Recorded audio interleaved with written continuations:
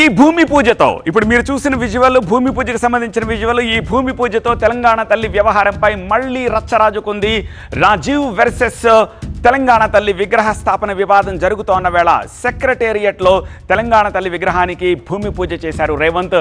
ఇక్కడ మీరు చూస్తోన్న ఈ ప్రదేశంలోనే తెలంగాణ తల్లి విగ్రహాన్ని ఏర్పాటు చేయబోతున్నారు. సింహద్వారానికి స్ట్రైట్గా ఎదురుగా ప్రతిమను ఏర్పాటు చేయబోతున్నట్టుగా ఒక క్లారిటీ అయితే ఇచ్చేశారు. అయితే క్లారిటీ రాని విషయం ఏంటంటే ప్రతిష్ఠించబోయే తెలంగాణ తల్లి రూపు ఎలా ఉండబోతోంది అని. భూమి పూజ తర్వాత మొదలైన సందేహం ఇది. ఇక్కడ మీరు చూస్తున్నది కేవలం ప్రతిష్ఠించబోయే స్థలం మాత్రమే కాదు, ఇక్కడే విగ్రహం పెడతామని చెప్పడానికి మాత్రమే ఒక నమూనా పత్రాన్ని తెలంగాణ గవర్నమెంట్ విడుదల చేసింది. ఆ విజువల్ ఇప్పుడు మీరు చూస్తున్నారు. మరి రూపం ఎలా ఉండబోతోంది? ఇలా ఉంటుందా? ఇలా ఉండే అవకాశమే లేదు. కారణం ఏంటంటే రాష్ట్ర విభజనకు ముందే బీఆర్ఎస్ తీసుకొచ్చిన తెలంగాణ తల్లి విగ్రహం ఇది. ప్రస్తుతం ఇది బీఆర్ఎస్ ఆఫీసులో మనం చూడొచ్చు. ఈ విగ్రహాన్నే అప్పటి తెలంగాణ ప్రభుత్వం కూడా అధికారికంగా గుర్తించింది. దాన్నే సెక్రటేరియట్ ఎదురుగా ఏర్పాటు చేయాలని కూడా అనుకుంది. ఓ చేతిలో మీరు చూడొచ్చు బతుకమ్మ ఉంది, మరో చేతిలో మొక్కజొన్న పొత్తు కంకి ఉంది, జొన్న కంకి ఉంది.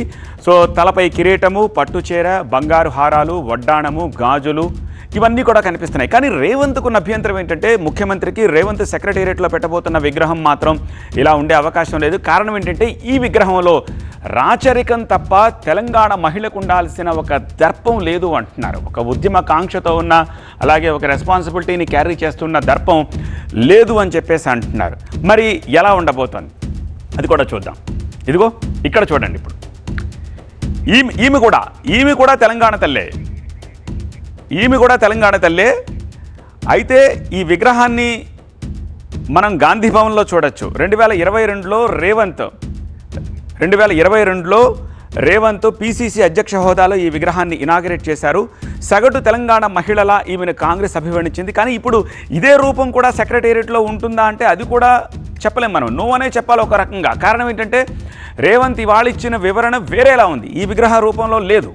సో తెలంగాణ దర్పం, పోరాట స్ఫూర్తి ఉట్టిపడేలాగా, ఆత్మవిశ్వాసం తొణికిసలాడేలాగా, దొరతనానికి ప్రతీకగా కాకుండా ప్రజలు తమ కన్న తల్లిని చూసుకునేలాగా తెలంగాణ తల్లి రూపం ఉండబోతుందనేది ఆయన చెప్పిన మాట అన్నమాట.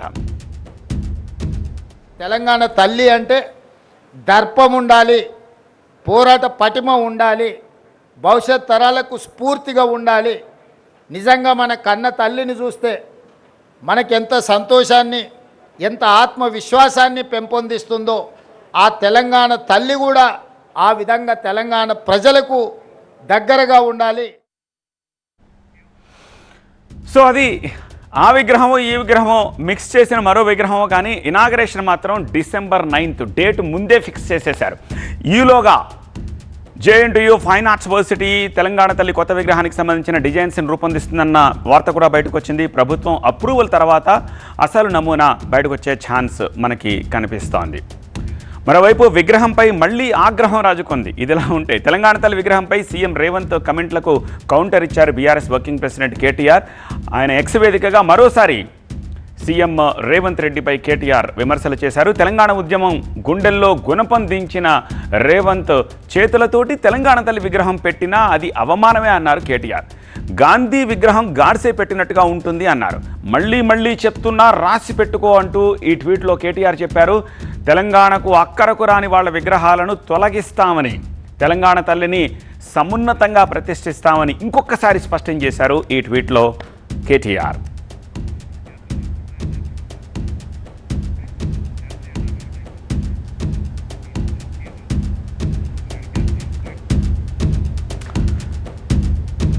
విగ్రహం ఆగ్రహం ఫైనల్గా తెలంగాణ రాజకీయం అంతా కూడా తెలంగాణ తల్లి చుట్టూనే తిరుగుతోంది. సో అందులో ఎటువంటి సందేహం లేదు. ఇక